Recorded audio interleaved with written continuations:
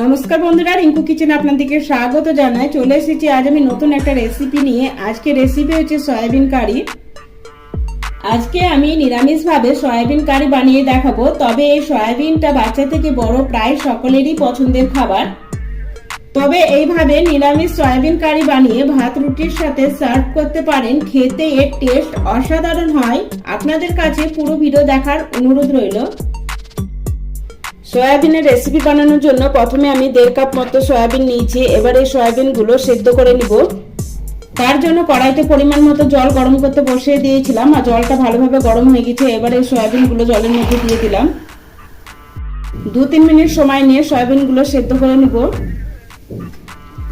সয়াবিনটা 2-3 মিনিট সময় নিয়ে সেদ্ধ করে নিয়েছি। এবার আমি একটা পাত্রের মধ্যে নামিয়ে নিব।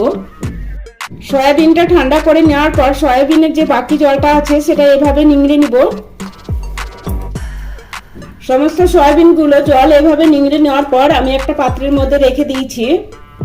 এবার এই পাত্রটা সাইডে রেখে দিব। এবার রান্নাটা শুরু করব। তার জন্য আবারও ওই কড়াইটা বসিয়ে দিয়েছি, আর কড়াইয়ের মধ্যে দিয়ে দিচ্ছি পরিমাণ মতো সরষের তেল। সরষের তেলটা ভালো করে গরম করে নেওয়ার পর দিয়ে দিচ্ছি 2টো ডুমো করে কেটে রাখা মাঝারি সাইজের আলু। এবারে আলুর মধ্যে দিয়ে দিচ্ছি সামান্য পরিমাণে হলুদ গুঁড়ো আর লবণ। এবার হলুদ আর লবণের সাথে আলুটা নেড়ে চেড়ে ভেজে নিব। আলুগুলো 3-4 মিনিট সময় নিয়ে নাড়াচাড়া করে ভেজে নিয়েছি। এবার আলুগুলো তুলে নিচ্ছি। এবারে আলু ভাজা তেলের মধ্যে দিয়ে দিচ্ছি সেদ্ধ করে রাখা সয়াবিনগুলো। এবারে সয়াবিনে সামান্য পরিমাণে লবণ আর হলুদ দিয়ে সয়াবিনটা নাড়াচাড়া করে ভেজে নিব।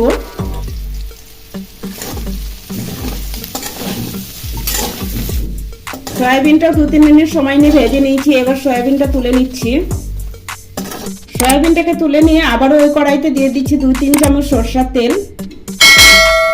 তেলটা গরম হলেই তেলের মধ্যে দিয়ে দিচ্ছি কিছু গোটা মশলা। 2-3টে শুকনো লঙ্কা দিয়ে দিলাম, একটা তেজপাতা, 3-4টে লবঙ্গ, 2টো ছোট এলাচ, 2টো মুখ ফাটিয়ে দিলাম, একটা দারচিনি স্টিক, আর দিয়ে দিচ্ছি 1/2 চামচ মতো গোটা জিরে। এবার এই মশলাগুলো একটু ভেজে নিব। গোটা মশলাগুলো ভেজে নিয়েছি, আর গোটা মশলা থেকে দারুণ একটা গন্ধ বেরিয়েছে। এবার এই সময় দিয়ে দিচ্ছি 1 চামচ আদা বাটা, আর দিয়ে দিলাম 1 চামচ মতো কাঁচা লঙ্কা বাটা। এবার এই কাঁচা লঙ্কা আর আদাটা 1-2 মিনিট সময় নিয়ে ভেজে নিব। আদা আর কাঁচা লঙ্কাটা 1-2 মিনিট সময় ভেজে নেওয়ার পর দিয়ে দিচ্ছি একটা মাঝারি সাইজের টমেটো বাটা। এবার টমেটোটাকে আদা আর কাঁচা লঙ্কার সাথে ভেজে নিব। এই সময় দিয়ে দিলাম 1 চামচ মতো জিরে গুঁড়ো, আর দিয়ে দিব 1/2 চামচ মতো ধনে গুঁড়ো। সুন্দর কালারের জন্য দিয়ে দিচ্ছি 1 চামচ মতো কাশ্মীরি লাল লঙ্কার গুঁড়ো, 1/2 চামচ মতো হলুদ গুঁড়ো দিয়ে দিলাম। সবশেষে দিয়ে দিচ্ছি স্বাদ অনুসারে লবণ। এবার সমস্ত মশলাগুলো ভালো করে মিশিয়ে নিয়ে মশলাগুলো 3-4 মিনিট সময় নিয়ে কষিয়ে নিব। মশলাটা যাতে পুড়ে না যায় তার জন্য অল্প একটু জল দিয়ে মশলাটা ভালো করে কষিয়ে নিব। গ্যাসের ফ্লেমটা লোতে করে দিয়ে দিচ্ছি 1 চামচ ফাটানো টক দই। এবার দইয়ের সাথে মশলাটা ভালো করে মিশিয়ে নিব। দইয়ের সাথে মশলাটা ভালো করে মিশিয়ে নেওয়ার পর দিয়ে দিচ্ছি 1/2 চামচ মতো চিনি। যেহেতু রান্নাতে দই আর টমেটো ব্যবহার করেছি তাই অল্প করে চিনি দিয়েছি। আপনারা যদি রান্নায় চিনি পছন্দ না করেন তাহলে চিনিটা স্কিপ করতে পারেন। মশলাটা আমি 4-5 মিনিট সময় নিয়ে কষিয়ে নিয়েছি, আর মশলা থেকে দেখুন তেল ছেড়ে দিয়েছে। এবার এই মশলার মধ্যে দিয়ে দিচ্ছি ভেজে রাখা আলু আর সয়াবিন।